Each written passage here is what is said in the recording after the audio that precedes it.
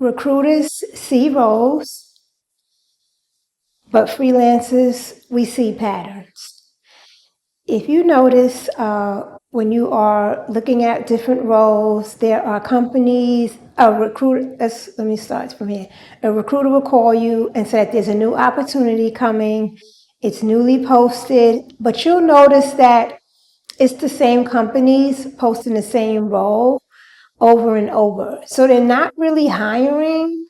They're just, I would say it's called an evergreen post, that the role is just posted throughout the year, whether you're freelancing. And sometimes they have evergreen roles that are permanent, but not really, because normally, not by law, but usually a company will keep a role up until they have an offer, like, so they make someone an offer and that person accepts the offer.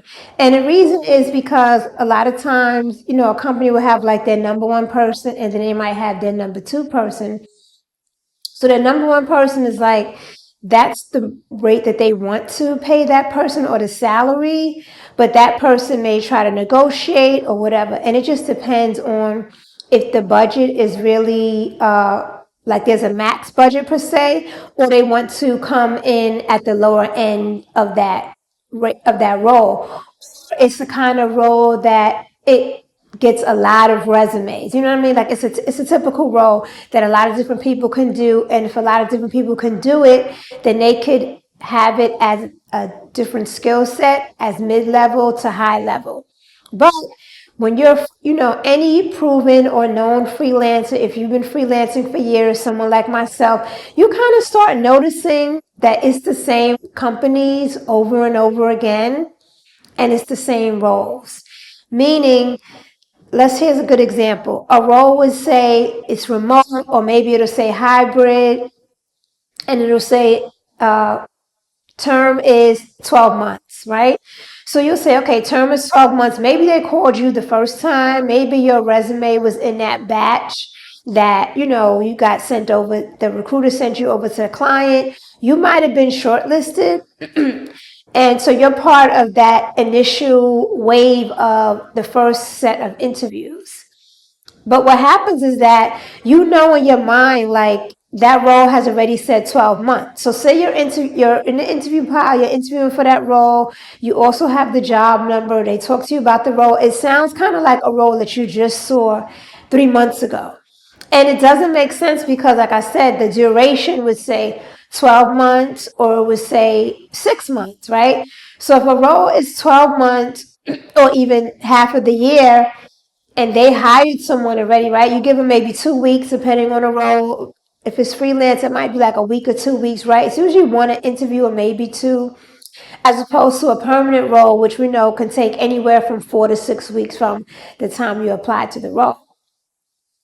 And what happens is that they'll land that, somebody else will get that offer, and then the next thing you know, it's like 90 days later, you'll then see that role circulating back on LinkedIn. You have maybe a different recruiter reaching out to you, and you're like, not only is a company name familiar, the role itself is familiar. And in your mind, you're like, wasn't this a 12-month role? And what happens is that normally, even with freelancers role, you might get, they give you like a 90-day lead time just to kind of make sure like you really got it, depending on the role. Now, if it's a 12-month role, they might give you the full 90 days. If it's a role where they start out for 6 months, you might see 6 weeks later, this role is resurfacing on LinkedIn, or it's resurfacing in your email box. And what happens a lot of times is that either the person didn't work out, so now they're trying to get more people into this role, and instead of them going into the same pile of candidates that are already qualified and already had their initial screens, they will just outsource it to another recruitment agency, but it's the same role. So like I said, it'll be the same evergreen post. It's always posted. The terms don't make sense, or they'll mix the title up. They'll mix up the title, but when you read the job description, like the job description doesn't change that much, but they'll change the title.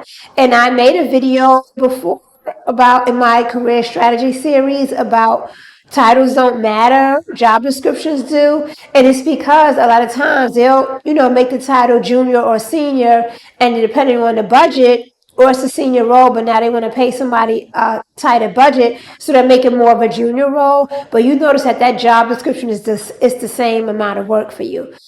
And they'll use this, and like I said, so recruiters will call you happy and see an opportunity, and you have to start taking into account, why is this company always hiring? Are these roles even real? Or do they have a high turnover, right? Just like a permanent role, permanent company, they can have high turnovers, like this position is always hiring, or like I said, it's an evergreen role. Some evergreen roles are also because it's a hard role. Like maybe the role is not, no role is really hard, but maybe the team is intense. I'll say that. The team is intense. Maybe they have a lot of strong personalities. It's a lot of friction on the team. They have high turnover, mean they may have freelancers that come in if it's hybrid, or they may have remote roles where, the person's not showing up on a Zoom call anymore. So those roles are evergreen, where they kind of have you in the second pile of you just waiting in case that person doesn't work out. Now, some companies, they do have terms to where, and some agencies move like this as well. They'll have a person in that role, and then 3 months into that role, that agency will reach out to them and say, "Oh, do you like this person? How are they doing?" And just basically find out, like, oh, because if they're not working out, we have other people left, right? So that company is not really consistent with retaining people, right? They're more like a rinse and repeat, I would say, right? Like getting rid of people quickly, bringing people in quickly. And some companies, that's just their MO. And like I said, some roles are evergreen. You also have to look at it as that, did they change the title? But now, maybe the role was paying $70 an hour, and now they made the title like, oh, we don't really need this. We kind of need more of like a coordinator to, manager, whatever, but they want to pay someone maybe like that $50, but the role used to be $70 to $75 when it was posted before. Or they'll just change up the terms already. And what happened to me even recently was I got called for a role, a freelance role, and it's something in my spirit, like, by the time he got off the phone with me, the job description had changed, the title had changed, and I even screenshotted it and sent it to the recruiter and said, hey, is this the same role? And he was like, oh, we're just trying to post it on different angles. And I said, you know what? Take me out of the running. Take me out. Take me out. I don't want a company that they're not even consistent on the role, the person that they need, or what the role itself entails. That's more like they're winging it. And a lot of times, if a company doesn't have clarity, or they're not, or you don't have clarity in your role, this is when you will find those roles that are evergreen, they're high turnover. So you have to be careful, because a company will, because everyone is more aware now. And if you have to sign like a right to represent, that's basically just if a role is popular and it's getting pitched to different agencies, they'll have you sign that right to represent. And that's basically saying that only they can submit you to the company. Because what happens is, a lot of times, people might go with another company, like say your right to represent said $70, but then right after that, another agency called you and they're offering you $75. And those rates differences could be a matter of things. It could be like maybe their markup is higher, maybe their markup is lower, so they can give the freelancer a little more. It just depends on the role, but you have to be careful with that. Or they'll have a range, and they'll kind of see what range or where they could put you at.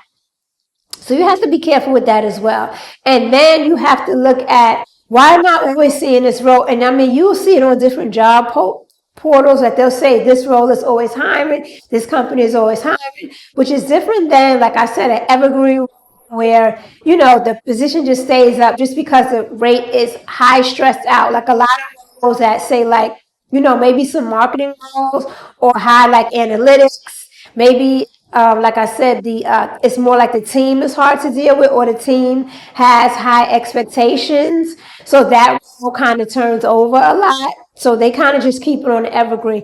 But in a healthy company, it's totally fine if a permanent role keeps that job description up until they made someone an offer. And made someone an offer and the person accepted the offer, then they'll take the role down. And that's really normal, right? And that's fair, because say like they gave someone an offer and then say like you're really hung up on $5,000 more.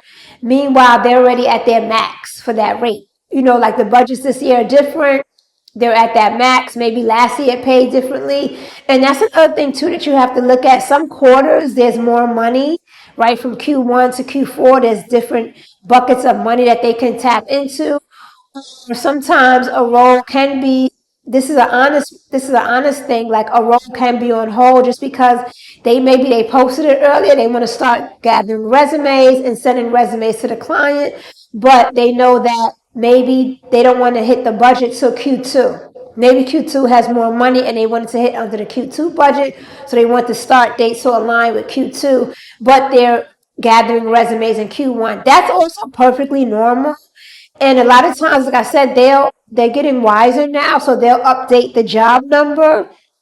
But if you 9 times out of 10 sign a right to represent, they might change the job number. But if you just go into your email box and put that your job ID number in it, that role will come up, or the company will come up, and you will see like, okay, this is the exact same role. So meaning the person that they had didn't work out.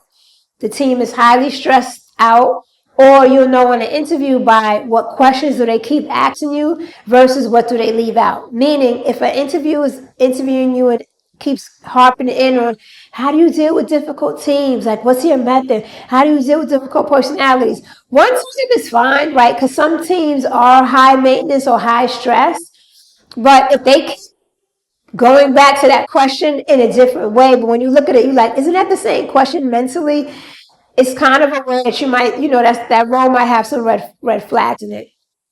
Yes, I just wanted to talk about this and just say, like, recruiters see opportunities, but freelancers see patterns as well as permanent people. You see patterns as well.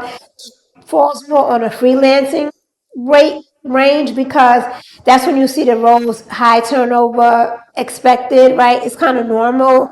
And, if they're not vested into you that much, so if the person is hard to deal with or they're not meshing with the personality, it's totally normal for them to hire again.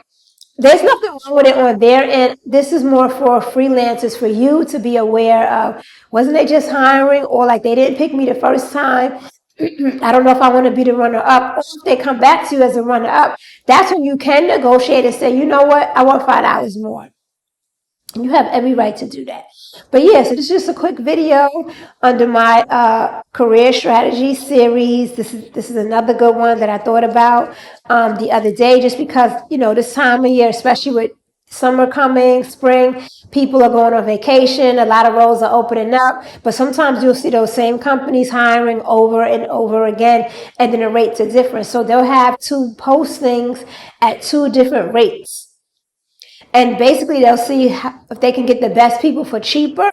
They'll just negotiate that on their end. Yep. But anyway, have a good one. Subscribe, like the channel, follow if you enjoy content like this. If you're into fashion, career strategy, how to move across in your career, how to have strategy, and also lifestyle, this is the channel for you.